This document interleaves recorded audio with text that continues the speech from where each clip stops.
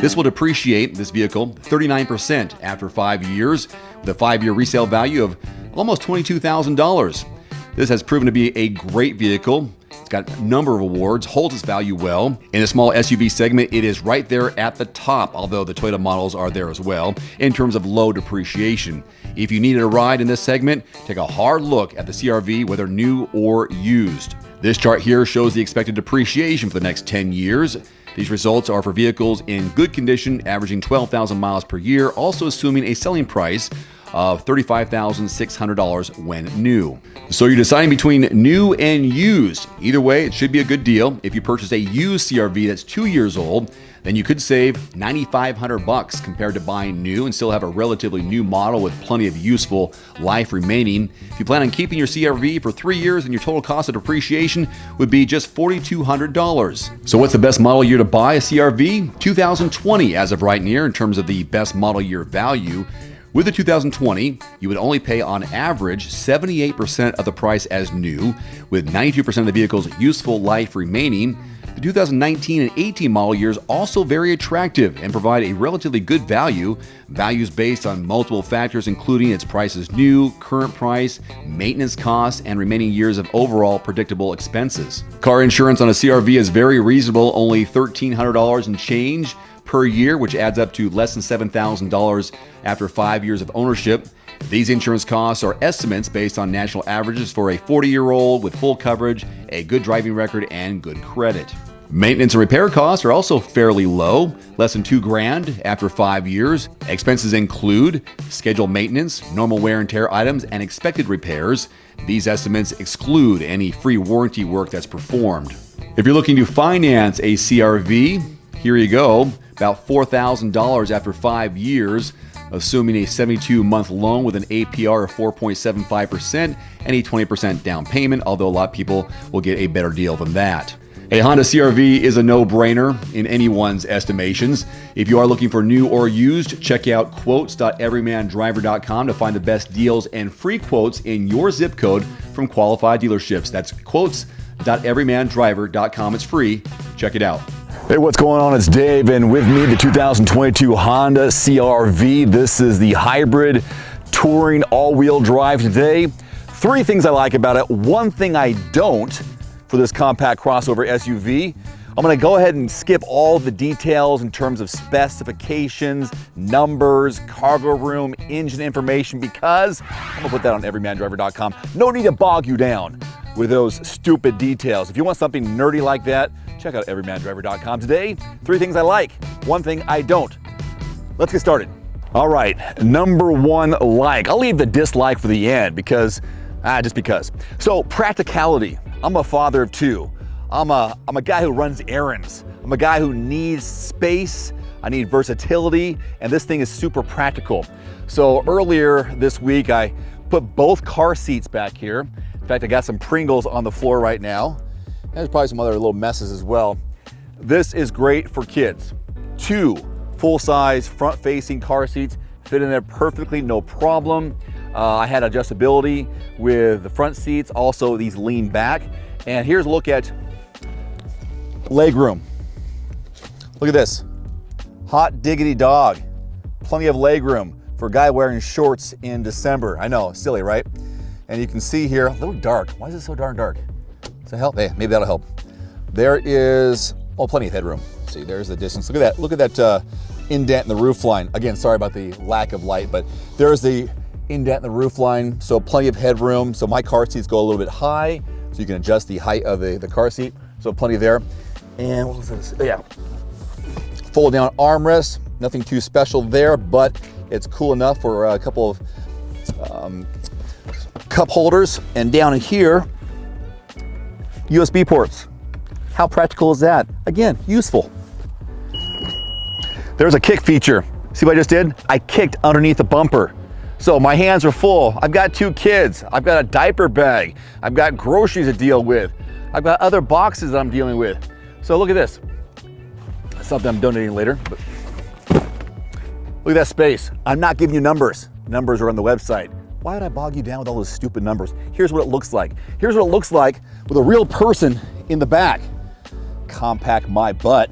This thing is bigger than it looks. Down here, they provide an extra storage. Pull this up correctly with one hand. Down there, they've got a flat tire kit. Let's just say they make good use of all the space. Got the slider here. This is a 60-40 split, so these seats can fold down. What, show you that? All right, fine, you asked for it. You're gonna get it. Let's fold these babies down. Lift right here and push. Lift right here and push. Now, more space, more practicality for active families who need more space. Lots of space. Numbers on the website. All right, I can push this button right here. Closes up. And yeah, I'll pick that up when I'm done. Number 2, technology. This thing is packed. Probably because I have the top trim level. I've got all these great bells and whistles.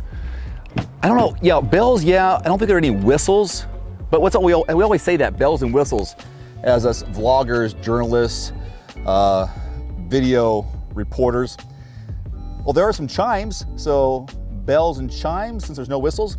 So check this out. You have this nice cascading look for the center stack. And actually it's hooked up to my phone right now, which is in my pocket, because I did the old Bluetooth action going on earlier.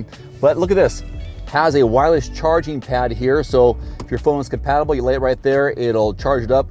Problem is, if you have a thick, wide and thick cover for your phone, it won't register, so you have to take this off to make it happen. Otherwise, a couple of USB ports are right there, in addition to the ones you have in the back. Nice little deep spot right here, which can have a tray above it, but I was using that for Pringles earlier.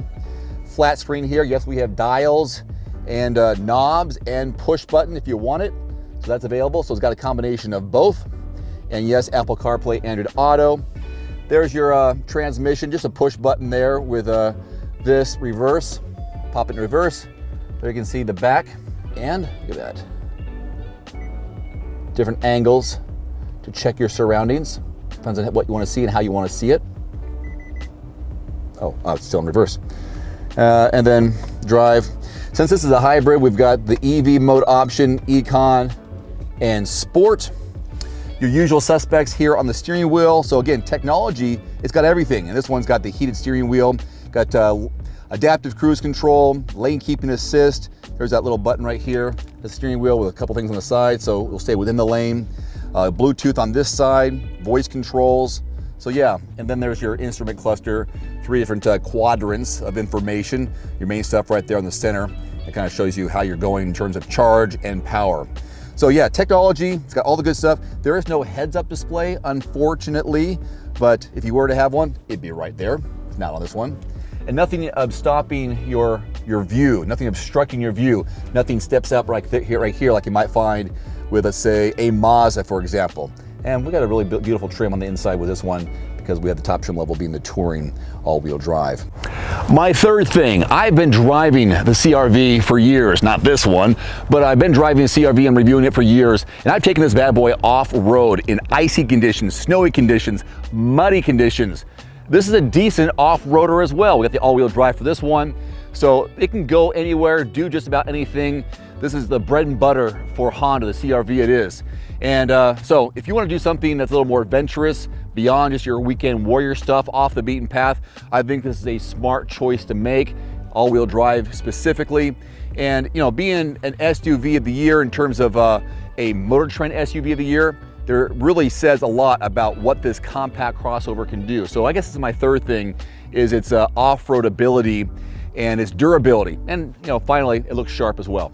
Side note here, you probably notice this a lot with vehicles these days. If you see some blue accents around the logo of a vehicle, Honda, for example, here, or Toyota, or Hyundai, or Kia, I'm not sure if Kia does it, is blue, it lets you know that it's a hybrid. So, little fun fact there. And the one thing I don't like about this vehicle, nothing new this year. It's a carryover from the year before.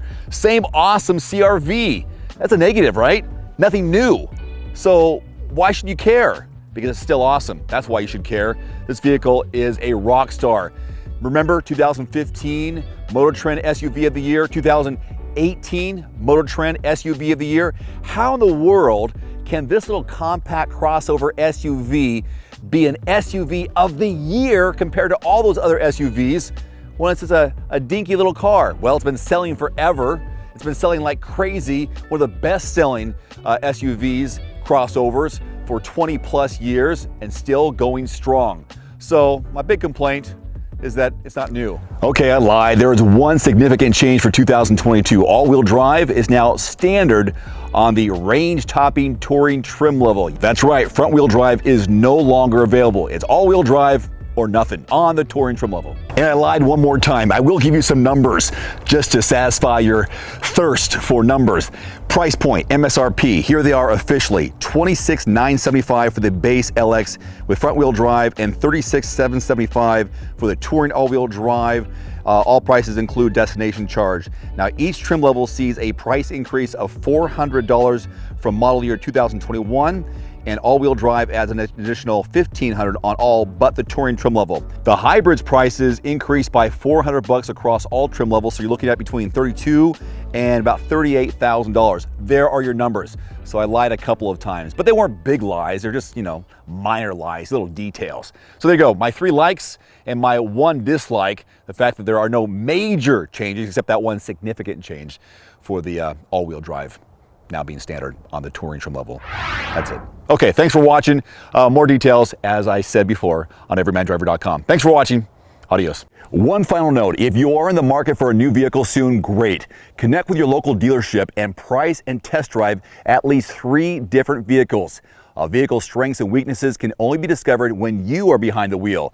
My reviews can be good, but you need to test drive these yourself. Visit quotes.everymandriver.com, select the make, model, and your zip code, and you'll get invoice pricing in your area on those vehicles. Shop smarter with price quotes at quotes.everymandriver.com. Thanks for watching. Please click subscribe and give us a thumbs up. See you next time.